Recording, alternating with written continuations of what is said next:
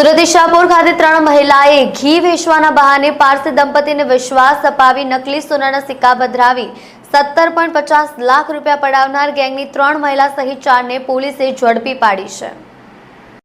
ઈચ્છાપુર કુંભાર મોહલ્લામાં રહેતા પારસી પરિવારના દંપતીને ઘી વેચવા આવેલી 3 મહિલાઓએ પૌરાણિક સોનાના સિક્કા સસ્તામાં આપવાનું કહીને નકલી સિક્કા પધરાવી 17.50 લાખની છેતરપિંડી કરી છે।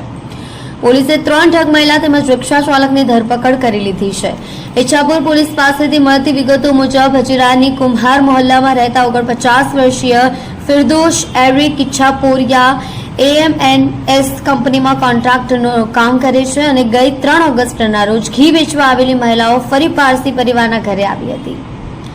ઠગ મહિલાઓએ ફિરદોશની પત્નીને મહિલાઓને રાણીછા પૌરાણિક સોનાના સિક્કા તેમની પાસે હોવાનું જણાવ્યું હતું। તે સસ્તામાં આપવાનું કહી ઝાંસામાં લીધા હતા। બંને સસ્તું સોનું મેળવવાના ચક્કરમાં સિક્કાઓ તેમણે 5 લાખ આપવામાં નક્કી કરી 3 લાખ આપી બાકીના પૈસા થોડા દિવસ બાદ આપવાનો વાયદો કરી સિક્કા મેળવી લીધા હતા, જેમાંનો એક સિક્કો અસલી હોવાનું જ્વેલર્સને બતાવીને ખાતરી કરી હતી। ત્યારબાદ 13 સપ્ટેમ્બરના રોજ બપોરના સમયે ફરીવાર આ 3 અજાણી મહિલાઓ પારસી પરિવારની સાસુ વહુને વિશ્વાસમાં લીધા। ઘરમાં માતા અને દીકરાના સારવાર માટે પડેલા 15 લાખમાંથી સાસુએ સિક્કાઓ લઈ બીજા 14.50 લાખ આપી દીધા હતા, જે સિક્કા ખરીદ કર્યા પછી જ્વેલર્સને બતાવીને ચેક કરતા નકલી હોવાનું સામે આવ્યું હતું। પૈસા લઈ નકલી સિક્કા પધરાવીને મહિલા ઠગ રિક્ષામાં ભાગી છૂટી હતી।